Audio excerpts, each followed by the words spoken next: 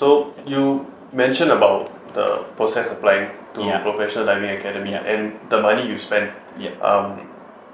As opposed to the other diving schools that you've been told about, would Yeah. you say it was a very smooth process, application, Oh, and definitely, in terms of definitely. price, would you say it's better as opposed to the rest? Definitely. Because of the collaboration, it cut down the training time. Because Yeah.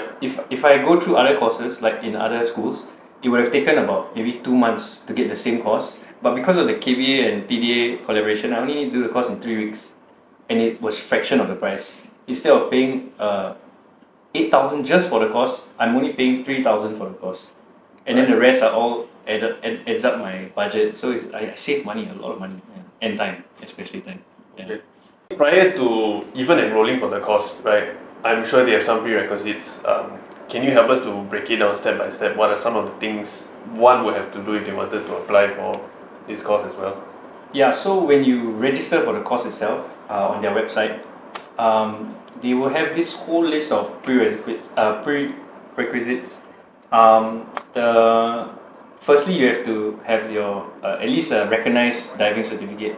So, like I say again, because of the collaboration, it's much easier for us to get fast track. So they recognize that, and then the next thing that they'll do is they'll ask you to put down a deposit first for the course. So they ask for an amount, and then after you do that, then once they confirm a slot for you, then they'll give you another breakdown of things that you have to follow up with. So there's uh, UK HSC diving medical, which you have to do in the UK. Okay. That's one, and then you have to have a recognized occupational first aid course. But over there they call it first aid at work.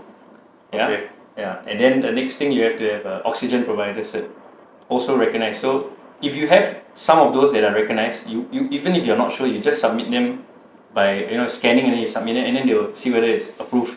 If not, they'll ask you to go and do it over there.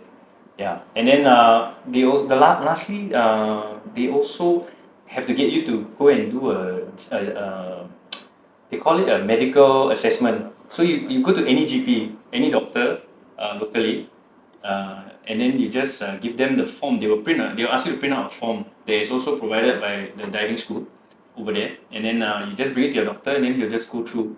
It's more of a questionnaire, so it's not really a medical checkup. It's more of a questionnaire. So the real medical checkup is when you go there.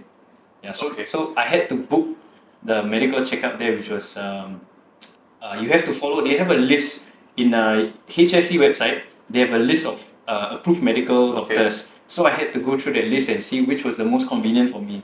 So I also wanted to take advantage of my time there. So I wanted to do some sightseeing. So I purposely booked my diving medical right in London, so that I can go to London. Yeah. But actually, I could have booked one in Glasgow, which is very near the school, because the school is in Glasgow, in Dunearn. So I purposely did that just to have that sightseeing time.